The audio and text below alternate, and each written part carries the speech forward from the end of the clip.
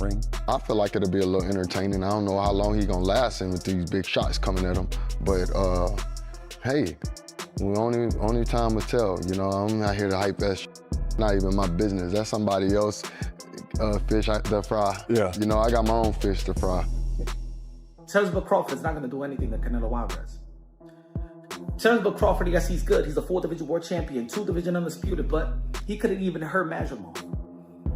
Is that they think that Canelo is easy work because of the fact that he's flat-footed and he just kind of like, he does basic, I would say. He has basic skills, but he's really good at those basic fundamental skills. Jermell Charlo has offered his own perspective, siding with Canelo in this matchup. In his view, the deciding factor will be whether Crawford can handle the sustained power and physicality Canelo brings. Charlo emphasized that Crawford is moving up in weight to take this fight, which only adds to the difficulty. He argued that the bout will ultimately hinge on how well Crawford absorbs Canelo's pressure and strength across 12 rounds. Some analysts also note that Crawford couldn't seriously hurt Israel Madrimov, a talented fighter, but one considered a level below Canelo, suggesting that troubling Alvarez may be an even greater challenge. While Crawford's dismantling of Errol Spence proved his greatness, they believe this test is on another level. Canelo, younger, more active, and already established as one of the sport's legends, may present the toughest obstacle of Crawford's career. 10-0. They never got in the ring with anything like a Terence Crawford. They never got in the ring with a former champion, with an elite fighter. And he couldn't hurt.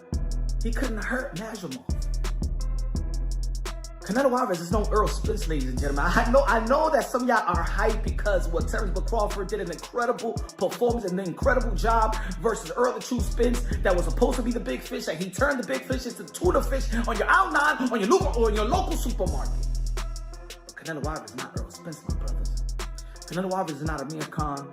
Canelo Alvarez is not Kell Brook. Canelo Alvarez is not Gamboa. Canelo Alvarez is not Felix Diaz. Canelo Alvarez is not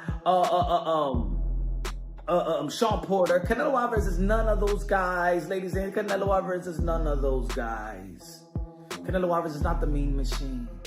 Canelo Alvarez is Canelo Alvarez, regarded as one of the greats, and not just the Mexican greats. I don't like how y'all like try to put it. Oh no, he's the best Mexican, just because you don't want to say that he's one of the greatest that ever laced him up. Canelo Alvarez is one of the greatest that ever laced him up. Has carried the sport of boxing on his shoulder. And let me say it like this: leading up to the fight, Canelo Alvarez is more active than Terence Crawford. Canelo Alvarez is more seasoned than Canelo Alvarez is more seasoned than Terence Crawford. He's younger than Terence Crawford. He's more active than Terence Crawford. His resume is better than Terence Crawford. The people that he's fought is better than Terence Crawford. He's fought every damn style. He's fought the best Russians at the time with Kovalev. He fought the best Asian in Kazakhstan and Triple G. Kell Brook has also weighed in, leaning toward Canelo in this potential showdown. He argued that Canelo represents a completely different kind of challenge than anyone Crawford has shared the ring with. While Crawford's demolition of Errol Spence was highly impressive, Brook doesn't believe it adequately prepares him for what Alvarez brings. Canelo's proven power, vast experience, and ability to dictate fights at higher weight classes make him a unique threat. In Brook's view, Crawford has yet to face someone with Canelo's combination of skill, strength, and ring IQ, which is why he sees this bout as one of the most difficult tests of Crawford's career. You've got to sway towards Canelo. Crawford's going to have to, move up, and, I knew when I boxed Golovkin, there's a big difference, especially with someone that, fighting a middleweight, a mediocre world champion's okay. But when you're fighting someone like, Canelo or Golovkin, it's a different kettle of fish, I have to lean towards Canelo, but, Crawford's very, very, very good. Do you think Crawford still got the legs? Obviously, he's very much got great IQ in the ring, but he's very much a good mover as well. Do you feel like he's still got the legs to be maybe out-moving Canelo if he needs to? Well, I don't know. I think when we look back at Mayweather when he beat Canelo, he's a mover. Crawford's not really like Mayweather in that aspect. He's more, he kind of sets his feet. He's just his cue with how he approaches chucking shots and moving. You know what I mean? I think it's a different fight to Mayweather, and Canelo's obviously a different fighter from when he boxed Mayweather. Some analysts caution that Terence Crawford may simply be too small to truly trouble Canelo Alvarez with his power. Moving up nearly 3 divisions with limited time at 154 pounds is a steep leap, and they argue it could make the difference. Comparisons have been drawn to Floyd Mayweather, who had already faced numerous elite opponents before meeting Canelo, whereas Crawford's only test at that weight has been Israel Madrimov. Former contender Gabriel Rosado added that fighters accustomed to opponents with natural power at higher classes often find shots from smaller divisions less effective. That dynamic, he suggested, raises legitimate questions about how Crawford will cope with Canelo's strength over 12 rounds. I think that Crawford may be too small to really impact and hurt Canelo Alvarez. He's moving up pretty much 3 weight classes, which is exactly what I said. I'm not counting 154. He had 1 fight, bro. He had 1 fight. Floyd Mayweather got more fights at 54 than Terence Crawford. Boop. Because Crawford, he fought Madrimov. Floyd fought De La Hoya, Cotto, and then he fought Canelo at 152. So you had an aging Floyd who fought more times at the higher weight class, and Bud looks to be a bigger dude than Floyd Mayweather, right? So when Floyd was 37, he moved to 52 and fought a much bigger Canelo. Crawford's 37, he fighting Madrimov with 11 fights. Not the same. It's not. I don't care what y'all talking about. The Bud Buddy's just gonna have to be mad at me because truth is truth. So that's a valid question. And again, I'll be glad when this fight's over. Put it that way. I don't care who wins. May the best man win. I hope it's a double knockout. I already told y'all. Just because I'm just over it and I want to get back to some of the other fights. There's other fights that are interesting and they make more sense. Like Brian Norman, Devin Haney. I'm interested in Yard versus Benavidez, etc. There's some fights we're hearing about, blah, blah, blah. So I'll be glad when this is over, to be 100% honest. There's more fights that actually fans have been requesting that matter, blah, blah, blah. But Rosado, he brought up a lot of good points. He was saying Crawford, he thinks he's too small. And he even gave his own personal experience. He said, I'm 180, 190 solid. And when I fight guys that are welterweights, even if they crack and they're known for being menacing, murderous punchers at the lower weight classes, 140, 147, them moving up, it feel like pillows when they fight me. When I get hit with their punches, it feel like pillows because I'm used to getting hit by triple, right? He used to Triple G work. He used to Lemieux work. So to me, this is kind of common sense, but common sense ain't that common, right? Analysts continue to underline what may be the single biggest question in a showdown between Terence Crawford and Canelo Alvarez. Can Crawford absorb the kind of power that has worn down so many of Canelo's past opponents? While some argue that Canelo's flat-footed stance makes him easier to read, experts insist that this perception is misleading. His style is calculated, built on balance, timing, and efficiency. By keeping his feet planted, Canelo ensures that nearly every punch carries maximum impact. For Crawford, this presents a daunting test. His defense, footwork, and ability to create angles could help him slip punches for long stretches. But Canelo's patience means opportunities will eventually appear. When they do, the true question becomes whether Crawford can stay composed under sustained power. Many observers believe this fight won't necessarily come down to volume or accuracy, but rather to whether Crawford's chin and body can endure the punishment that Canelo is capable of delivering. Is Crawford gonna be able to take Canelo's punches? And is Canelo gonna be skilled enough to not keep on getting banged up by Crawford and his craftiness? It's like, the battle of two greats, you know what I mean? So I believe that Canelo, you really see him, when you see him fight, he almost got a one way of style, and it works for him. He likes to get in there and bang you up. He likes to throw hard punches. He likes to break you down. He likes to hit you everywhere. You're gonna hit in your body, your arms, the forehead, the ear, the neck. Wherever he can land a good one, he's gonna land it. And that usually breaks him down. So with some fighters, I see is that they think that Canelo is easy work because of the fact that he's flat-footed and he just kind of like, he does basic, I would say. He has basic skills, but he's really good at those basic fundamental skills. He does everything almost like perfect. But yeah, he's flat-footed, but you gotta realize that he also has hell of a head movement and body movement. He understands and he's perfected that rolling with the punch thing. Crawford's victory over Errol Spence is widely regarded as one of the most dominant and complete performances in recent boxing history. That night, he displayed the full arsenal: blistering speed, pinpoint accuracy, perfect timing, airtight defense, and ruthless finishing ability. He dismantled a fighter long considered among the elite at welterweight and made it look effortless, cementing his status as one to now. Those closest Crawford claim he looks even sharper in preparation for Canelo. Training partners have said his speed hasn't faded. His reflexes remain razor sharp, and his conditioning is at an all-time high. Despite being deeper into his career, Crawford seems to have refined his style, tightened his focus, and elevated his approach. Many who have watched him prepare insist this may be the best version of Crawford yet, and that confidence could be the key factor he needs when stepping in against a powerhouse like Canelo Alvarez. Sharper than ever, more dangerous than ever, and most importantly, he looks like the greatest version of himself. Now, can we actually believe this? Can Terence Crawford at nearly 39 years old, with him being inactive, with him being heavier than ever, is it possible that the man will actually look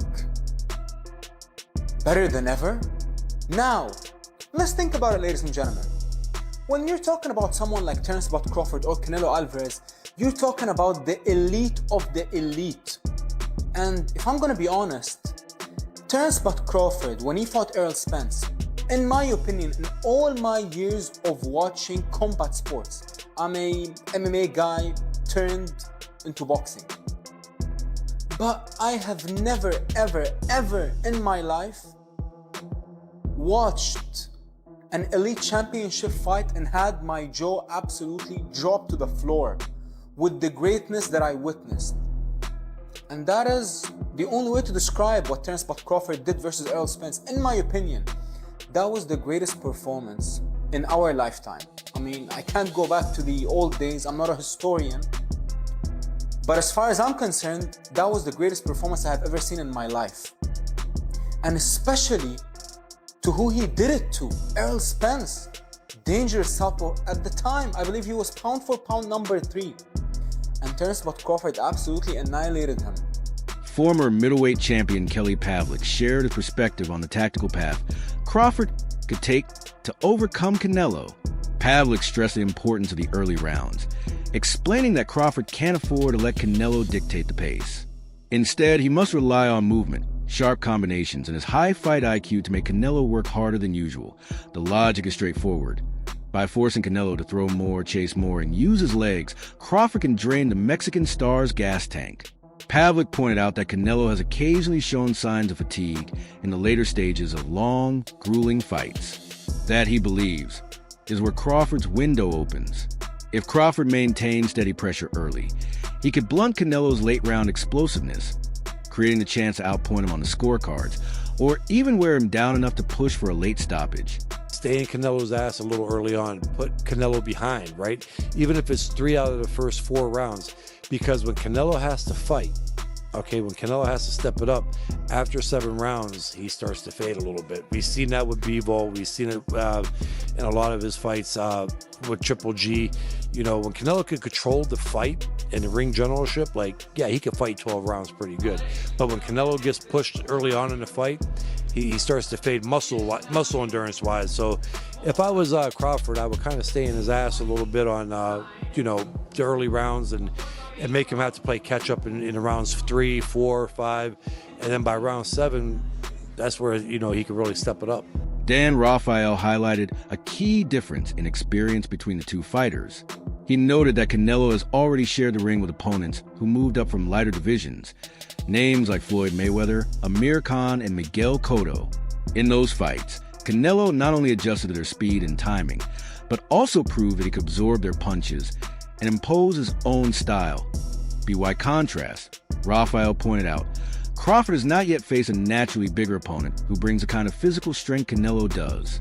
While Crawford has dominated across several weight classes, stepping in against someone fully established at higher divisions represents an entirely new challenge.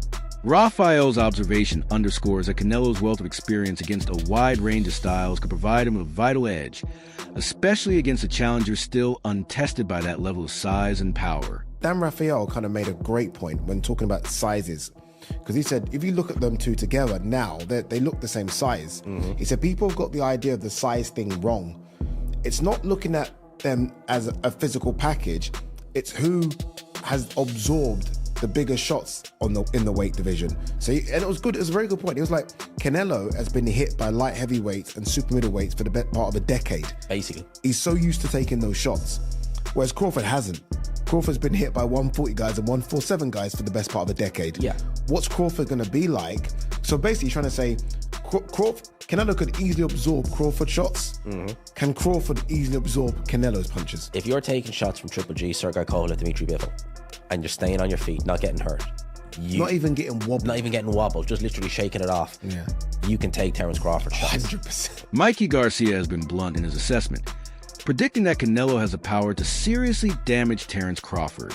While he acknowledged Crawford's elite skill set, Garcia questioned whether his defense alone could neutralize the sheer force of Canelo's offense.